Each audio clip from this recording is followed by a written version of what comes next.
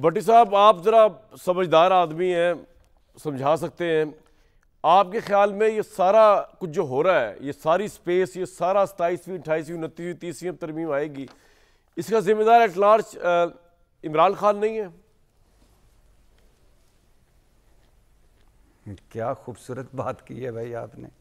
क्या मेरे भाई आपने बात की है। पहले तो क्या आपने आपके, और मुझे यकीन है, मुझे ये पता है, पक्का पता है, कप्तान कोई 40 सीरीज़ जीतने वाले कप्तान, मुझे ये पक्का पता है कि अगर मैंने इस पे आर्ग्यू किया तो आपने साबित भी कर देना है कि ये नहीं। मैं आपसे आर्ग्यू नहीं करूंगा, मैं आपकी राय ले रहा हूँ कि इमरान खान ने स्पेस नहीं छोड़ी लोगों के लिए। तो मैं आपको पहले तो अब वो निक्का वज़ीर चला गया, इसलिए सिर्फ 2-4 जुमले ही सुन लें, वरना तो मैंने 28वीं जो आईनी तरमीम आनी है उसका मेरे पास एक ड्राफ्ट बना हुआ था। मैं उनको चाहता था, वैसे भी अब भी हुकूमत है, हुकूमत का कोई बंदा है तो वो प्लीज़ ये मेरा भी आप अपने वर्किंग पेपर में मेरा ड्राफ्ट भी शामिल कर लें, 28वीं आईनी तरमीम कि पाकिस्तान का ख्वाब नवाज शरीफ साहब ने देखा था। पाकिस्तान बनाने में नवाज शरीफ साहब के साथ शहबाज शरीफ साहब, मरियम नवाज साहबा और हमजा शहबाज भी शामिल थे। एटम बम बनाने से धमाके करने तक सब कुछ हाउस ऑफ शरीफ की ज़ेर निगरानी तय हुआ। 1971 में जब मुल्क टूटा तो उसके 5 किरदार थे, इंदिरा गांधी, शेख मुजीबुर रहमान, भुट्टो साहब, जनरल याहिया और इमरान खान। और आइंदा से हर इलेक्शन मुस्लिम लीग जीता करेगी और शहबाज शरीफ साहब और मरियम नवाज साहबा के दरमियान वो होगा, कुर्रा अंदाज़ी होगी। तो अगर जिसका कुर्रा निकल आया वो वज़ीर आज़म होगा, जिसका नहीं निकलेगा वो वज़ीर आला होगा।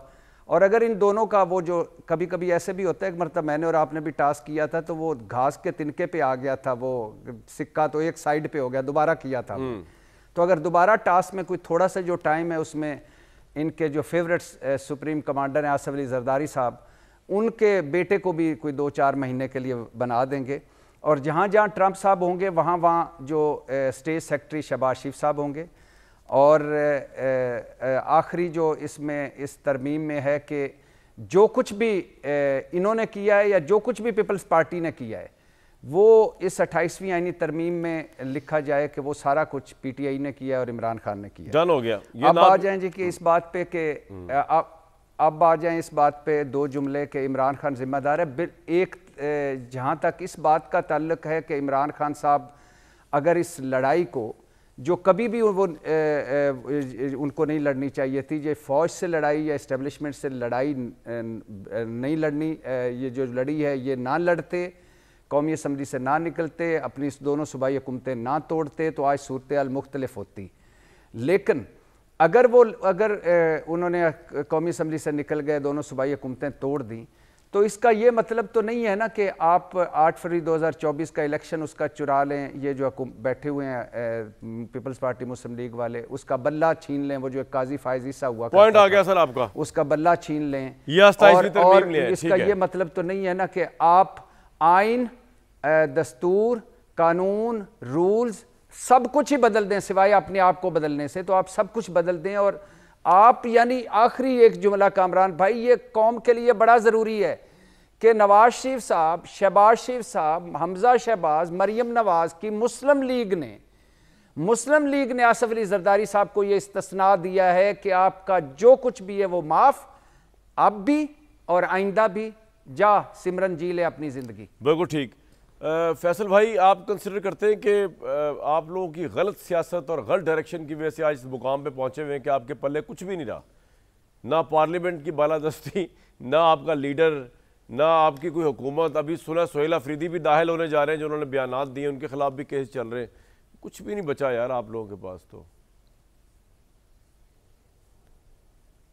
बात यह है कि ये हुकूमत की बड़ी ख्वाहिश है कि पीटीआई जो है उसके पास कुछ ना बचे। पीटीआई के पास आवाम है, उनकी मैंडेट है, लोगों का वोट है, लोगों की सपोर्ट है, लोगों की दिल में धड़कता है इमरान खान, लोगों की उम्मीद है इमरान खान, लोगों की आस है इमरान खान। क्या बात कर रहे हैं आप? आज एक फ्री एंड फेयर इलेक्शन कराएं ना, तो मैं आपको बताऊं कि आटे चीज़ का आपको भाव मालूम हो जाएगा कि किस भाव बिक दी है। ये आप देखें कि किसी भी इलेक्शन में इस तरह से होता है कि आप धौंस धांधली करें और आज़ाद लोगों को जो है वो बिठा दें और मुकाबला ही ना करें और फिर अपना नाचना शुरू कर दें कि जी हम बिला 10 साल तो मुझे आप लोग कहीं भाई, नजर नहीं आ रहे आप भाई। सियासत करें 10 साल और चलो 11वें साल आ जाएंगे, 12वें साल आ जाएंगे, 20वें साल आ जाएंगे। सदा बादशाही अल्लाह की है, बंदों की थोड़ी होती हाँ है। वो ठीक है, इसमें क्या बात है? अगर 26 साल वो शख्स लड़ता रहा है तो 20 साल 12 साल उसके पीछे जो चलने वाले हैं वो भी तो लड़ लेंगे। जो चीज़ उसने दी है लोगों को, किस चीज को लड़ रहे हैं वो कोई वैसे? पिछले बताएं 78 तो सालों में सही, नहीं दे सका। किस बात को लड़ रहे हैं कि एस्टेब्लिशमेंट उनके साथ क्यों नहीं है? शहबाज शरीफ भाई साहब के अपने साथ क्यों है? हकूक के लिए लड़े हैं, आइन के लिए लड़े हैं, जमहूरियत के लिए लड़े हैं, कानून के लिए लड़े हैं, आज़ाद अदलिया के लिए लड़े हैं, बेहतर मैशत के लिए लड़े हैं, अमन व अमान के लिए लड़े हैं। अच्छा। ठीक है, आप मतलब आपको जो है वो हर बात लड़ाई क्यों लगती है? आप मेरी बात सुने, ये अभी जो मामला इन्होंने किया है, ये जो है ना, ये वहाँ पे जाके कहते हैं कि जी ये पीटीआई वाले और लोग आपके मुखालफ हैं। असल में लोग इनके मुखालफ हैं। जो इनकी बैकिंग, जो ये दो पार्टियां जिनके और बाकी जो ये लल्ले तलल्ले हैं, इनकी बैकिंग छोड़ दें तो मैं आपको शर्त लगा के कह सकता हूँ कि अपना पॉपुलर तरीन इदारा कोई और नहीं हो सकता।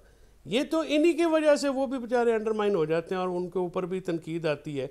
और ये इतने होशियार हैं, ये इतने तेज हैं, अपना हर गंदा काम उनके ऊपर फेंकते हैं। हर गंदा काम करके कहते हैं जी असी तो कुछ भी नहीं किया, साढ़े को तो करा लेंदे ने। ये जो हैं ये चलाकू मासियाँ हैं। ये मैं आपको लिख के देने को तैयार हूँ।